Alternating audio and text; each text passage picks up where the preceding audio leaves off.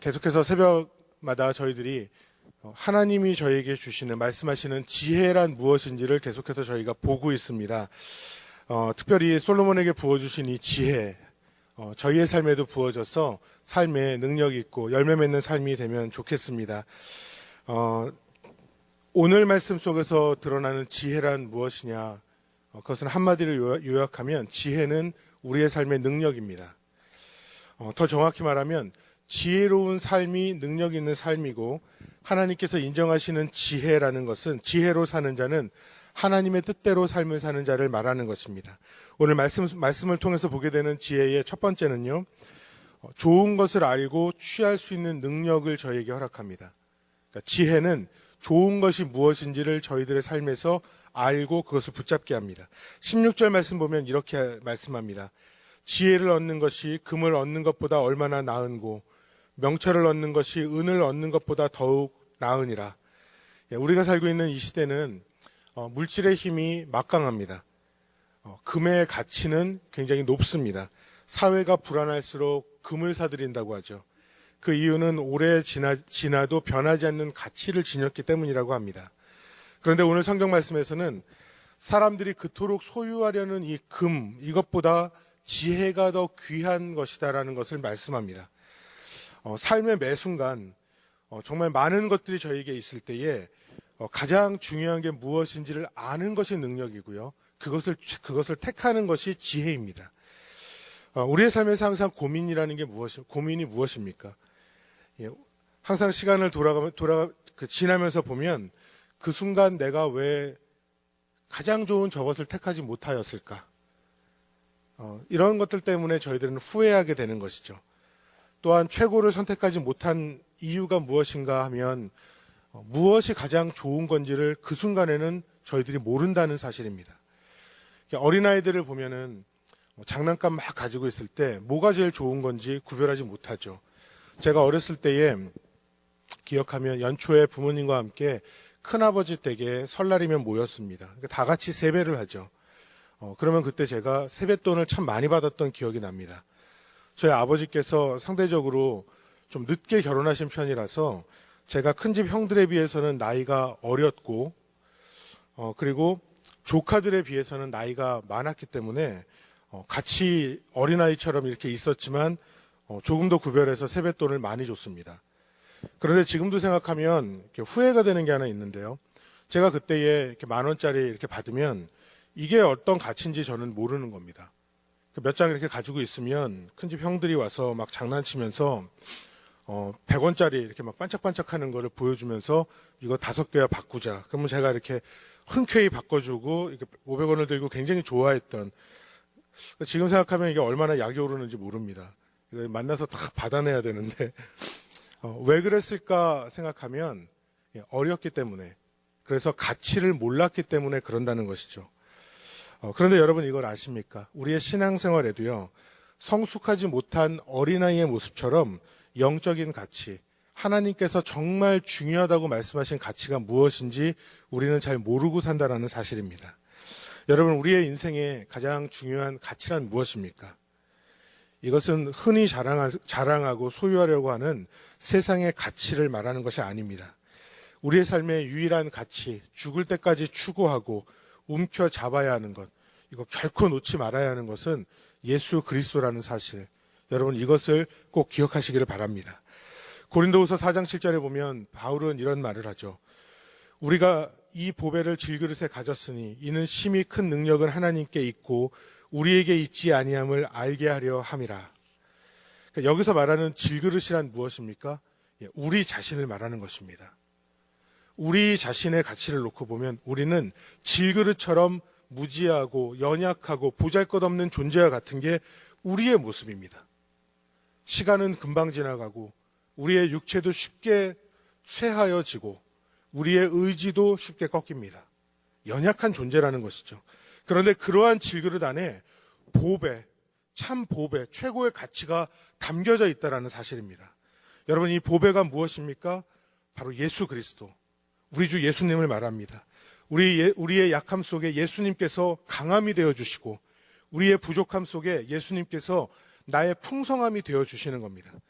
이 예수님을 나의 인생의 최고의 가치임을 알고 사는 것, 여러분 이것이 지혜이고 참 성숙한 신앙이 된다는 것이죠.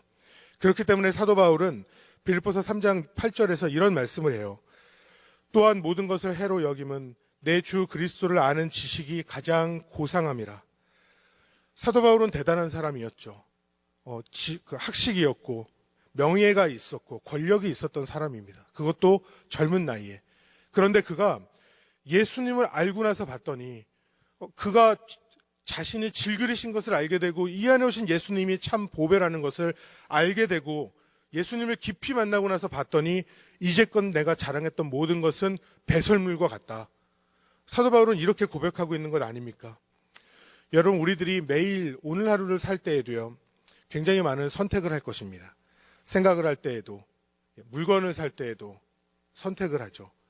쉽게 아침을 무엇을 먹을까, 점심을 무엇을 먹을까, 저녁을 무엇을 먹을까, 기본적으로 3번의 선택을 하고 고민합니다. 작은 것 하나 생각하고 행동하고 우리들이 결정할 때 여러분 예수님께 초점이 맞춰져서 결정하고 그렇게 살 수 있는 우리의 모습 되면 좋겠습니다. 그래서 작은 것 하나도 예수님이 드러나고 작은 것 하나도 하나님께서 영광을 받으시고 오늘 하루의 나의 삶이 모두 주님과 동행하는 그런 놀라운 은혜의 시간, 그런 삶을 사는 여러분들 되시기를 바랍니다. 두 번째, 오늘 말씀을 통해 보는 지혜 두 번째는요, 입을 다스리는 능력입니다. 두 번째 지혜는 입을 다스리는 능력입니다. 23절부터 30절까지 말씀을 보면 여러 가지 모습의 악한 자를 비유해서 보여줍니다. 그런데 그러면서 이런 삶을 살지 말라는 것이죠. 그런데 계속 반복되는 악한 자의 모습은 한 가지 행동으로 요약이 됩니다. 그것은 무엇이냐면 입을 통하여서 범죄하게 된다라는 사실입니다. 그래서 입을 다스리는 것, 이것을 주님께서는 지혜라고 말씀을 해주십니다. 23절 이렇게 말씀하죠. 지혜로운 자의 마음은 그의 입을 슬기롭게 하고 또 그의 입술에 지식을 더하느니라. 그러면서 26절에 악한 자의 모습을 보여주는데 여러분 한번 잘 보세요. 26절은 입으로 들어가는 음식은 식욕을 불러일으키니 식탐을 조심해라. 탐심을 조심해라. 27절은 불량한 자는 맹렬한 불같은 입으로 악을 꾀한다. 입으로 악을 꾀한다. 28절은 패역한 자는 다툼을 일으키고 이간질한다. 29절은 강포한 자는 이웃을 꾀내어 악한 길로 가게 한다. 30절은 눈짓을 하는 자는 패역한 일을 도모하고 입술을 닫는 자는 악한 일을 이룬다. 이 30절에서의 이 나오는 모습은 사악한 행위를 할 때 그 사람이 실눈을 뜨고 입을 굳게 다문 채 이렇게 악한 일을 하고 있는 그러한 모습을 표현해 줍니다. 그러니까 계속해서 나타나고 있는 악한 자의 모습이 어떻습니까? 입을 통하여서, 입에서 나오는 말을 통하여서 지속적으로 악한 일들, 여러 가지 형태의 모습을 그 범죄를 행한다라는 사실이죠. 그렇게 입이라는 것이 참 중요한 것입니다. 입을 통하여서 범죄하고 악한 일을 하고 입을 통하여서 내 생각, 내 마음에 악한 것을 쏟아냅니다. 그렇기 때문에 사도 야고보는 그의 서신서 3장에서 보면요, 이런 말씀을 해요. 우리가 다 말에 실수가 많으니 입에 재갈을 물리라. 마치 달리는 말에 재갈을 물리면 주인의 말에 순종하는 말처럼, 달리는 말처럼, 그리고 아무리 큰 배도 큰 배도 작은 키, 이것 하나면은 그 큰 배가 조종되는 것처럼 사공이 그 뜻대로 운행할 수 있는 것처럼 입에 재갈을 물리라는 것입니다. 그러면서 3장 6절에서 야고보서 3장 6절에 이런 말씀을 해요. 혀는 곧 불이요 불의의 세계라. 혀는 우리 지체 중에 온몸을 더럽히고 삶의 수레바퀴를 불사르나니 그 사르는 것이 지옥불에서 나느니라. 혀는 불이고 이 불이 지옥불과 같다는 거예요. 마치 무슨 그 공상과학 영화에서 무슨 용이 입으로 불을 뿜는 것 같은 그러한 장면이죠. 야고보는 굉장히 강하게 권면하고 있는 겁니다. 이렇게까지 야고보가 강하게 권하는 이유가 무엇입니까? 말 한마디에 힘이 있기 때문에 그렇습니다. 우리의 인생의 방향을 결정짓는 것과 같고요.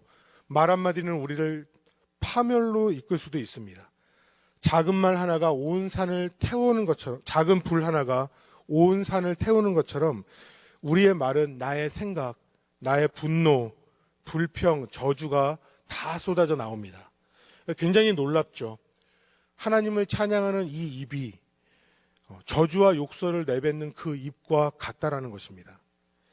그렇기 때문에 우리의 삶에는 주님 앞에서 정말 이 말을 조심하기 위하여서 정말 주님이 이 자리에서 들으시고 기뻐하실 만한 그 말을 하고 주님이 들으시고 영광 받으실 만한 그 말을 우리들이 해야 하는 것입니다.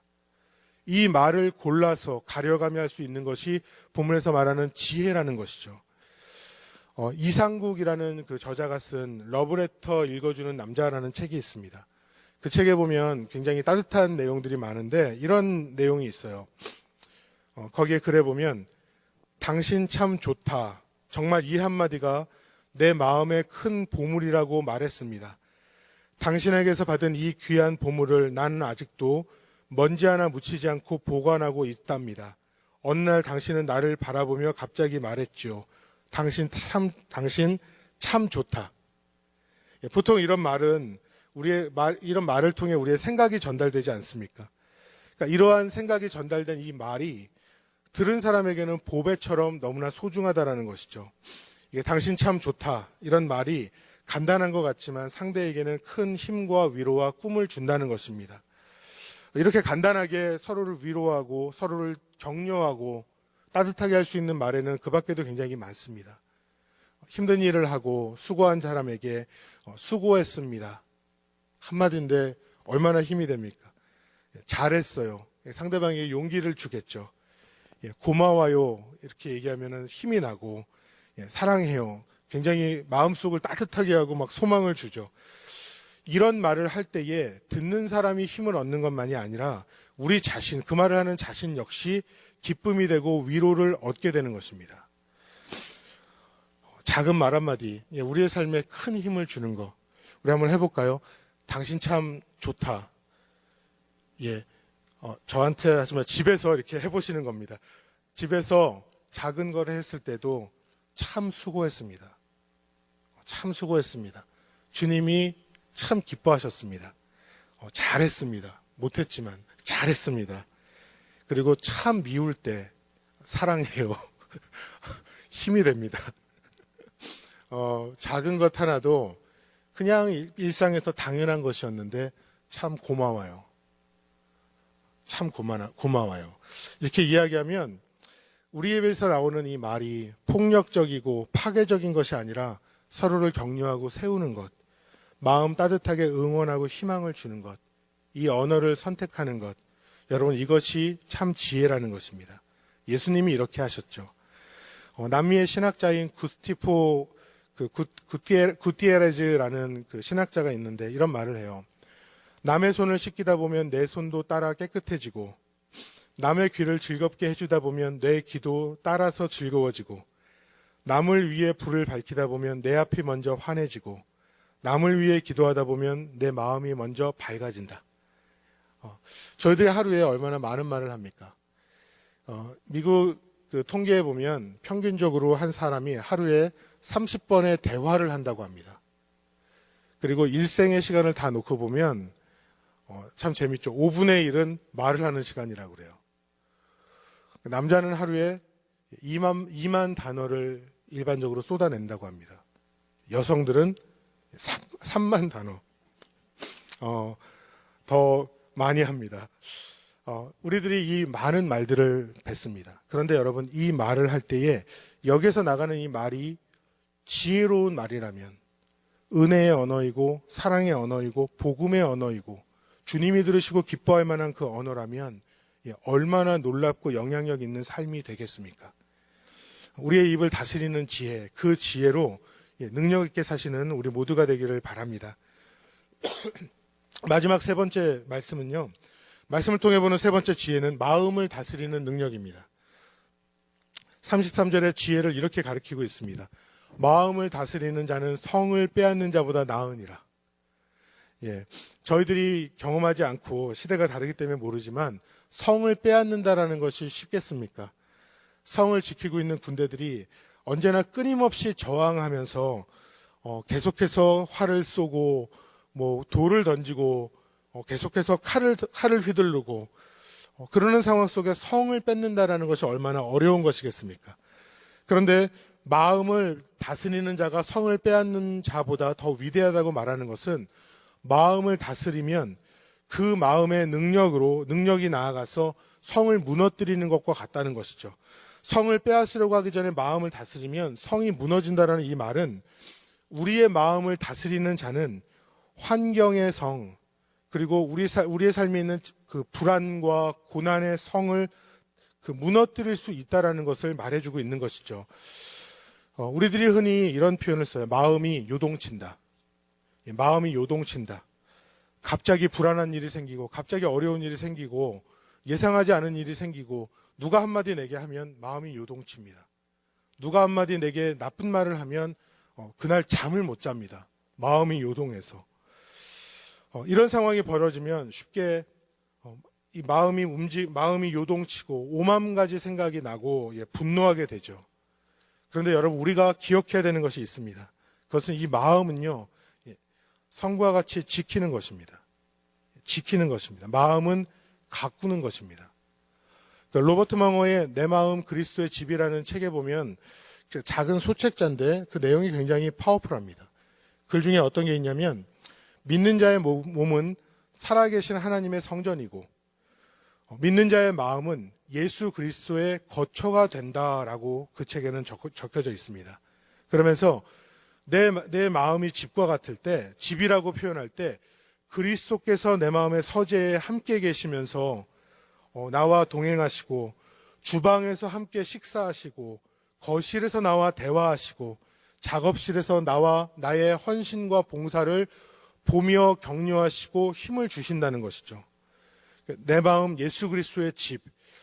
사랑하는 여러분, 이 마음을 우리가 지키기를 원하고, 주님 앞에 이 마음을 내어드릴 때 성령님께서 내 마음을 지켜주시고 인도하시고 은혜를 베푸시는 삶이 되기를 간절히 소망합니다. 이 마음을 통하여서 하나님께 영광을 드리고, 순전한 마음으로 하나님의 영광을 드러내고, 정말 하나님이 받으시고 기뻐하시는 그 마음밭으로 주님 앞에 나아가는 그런 삶을 사시는 저와 여러분이 되기를 우리 주 예수님의 이름으로 간절히 축원합니다. 우리 파워포인트의 기도 제목을 보시고 함께 이어서 함께 기도하겠습니다. 첫 번째입니다. 주님, 오늘 말씀대로 좋은 것을 택하는 능력, 입을 다스리는 능력과 마음을 다스리는 능력을 허락하셔서 오늘 우리의 삶에 예수님을 닮은 지혜로 능력 있게 하여 주시옵소서. 두 번째는 류영렬 담임 목사님의 영육간의 강건함과 모든 리더십의 은혜를 충만히 허락해 주시고, 우리의 예배, 중고등부와 주일학교 예배, 장년부 예배, 그리고 영어권 회중의 예배에도 은혜 주셔서 십자가의 감격과 여호와의 영광이 넘치는 예배가 되게 하여 주시옵소서. 세 번째는 우리 모든 선교사님들을 위해 기도할 때, 특별히 오늘은 김여수와 김신혜 선교사님의 영육간의 강건함과 잠족 사역의 복음의 열매가 나타나고 그 사역 속에 영적인 리더가 세워지게 하여 주시옵소서. 우리 세 가지 기도 제목을 가지고 한 목소리로 기도하고 이어서 자유롭게 기도하도록 하겠습니다. 기도하겠습니다.